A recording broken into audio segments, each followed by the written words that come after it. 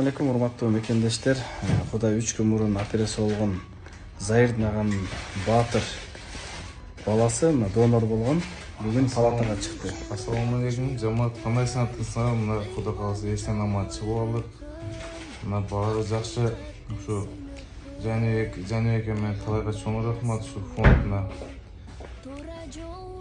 Баары Аллага шүгүр. Мынакей Кудайга шүгүр, баары жакшы. Тынчамасынан чыгып алдык.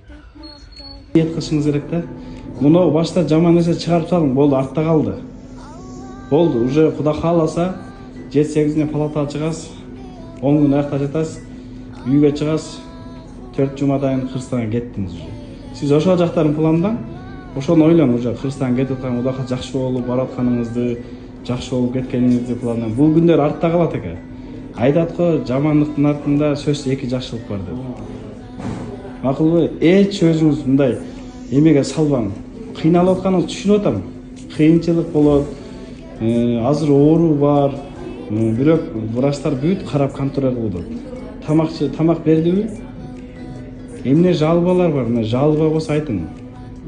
Тамакты алерген кишилер Ооба, өздөрү сок берет. Акырындан өздөрү билип берет. Бергенин гана жеңиз. Дары берсе ичиңиз.